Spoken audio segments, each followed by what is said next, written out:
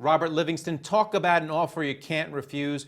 Mario Puzo's letters and manuscripts are up for sale at RR Auction. How'd you get your hands on this collection? The Mario Puzo archive was consigned to us by his family. So it's a lifetime of work, and the Godfather trilogy is the best part of it. We've got the original screenplays of The Godfather, Godfather 2, and Godfather 3.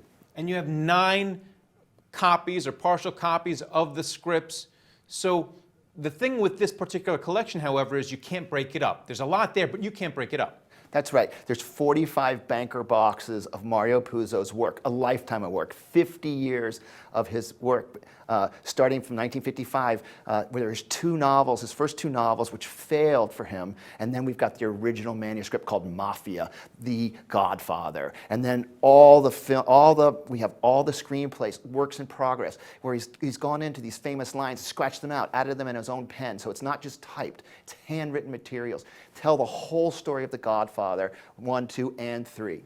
And you have letters between Mario Puzo and Francis Ford Coppola, and letters between Puzo and Brando, and some of them you have here, and they're fantastic. One of the most revealing letters that we have that I love is a letter from Puzo to Marlon Brando saying, look, basically the studio doesn't want you, I tried, I apologize for wasting your time. And you can imagine, it gives you a sense of history of how this movie was made, and almost, can you imagine? Marlon Brando, not The Godfather, and it's all right here. It's extremely interesting stuff. And you have some of his handwritten notes on lines that have become vernacular in America. I mean, leave the gun, take the cannolis, and then Luca Brasi, he sleeps with the fishes, and it's all in there. Yeah, I think Luca Brasi sleeps with the fishes is one of my favorite parts of this archive.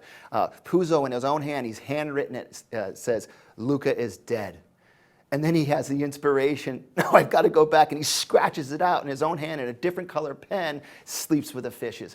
It's marvelous. It's history of this iconic film, just rises up off the page. And they can't do this anymore because nowadays screenwriters, they write on word processors, they write on computers, on iPads, and back then he was typing it out and you have his typewriter. That's right, we've got one of the typewriters right from the era when he was writing The Godfather, and there's all these drafts. That's what you're saying, it's amazing. You didn't have carbon, he would go and then that version would cease, and then he would create another version and then hand write them. So to have his typewriter, the tools of Mario Puzo, how he creates his art, kind of brings this whole archive to life. And we're going to come to the value in a second, but he didn't just write The Godfather, he also wrote Superman and a number of other screenplays, Cotton Club.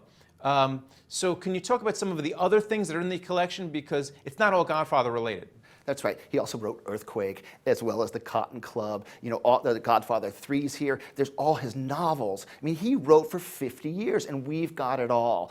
So it's an amazing, amazing archive. All right, so the big question is, how much do you think this is going to go for? Because you have to buy it in one big gulp. You can break it up once you buy it, but you have to buy the whole thing. How much do you think it's going to go for? Well, we're keeping it together for a reason, because we feel that an institution, a museum, or maybe even a publisher would be interested in being able to tell the whole story of Puzo through this archive. So we've estimated it around 400,000 or and up it should sell for. We sold a Breakfast at Tiffany's original manuscript for a little over 300,000. So we feel that The Godfather's, at least just The Godfather's, probably worth 400,000. So I wouldn't be surprised if the archive goes for a lot more. It's a fantastic collection. Thanks for coming on and talking about it, Robert Livingston. Nice to see you. Thank you for watching The Street.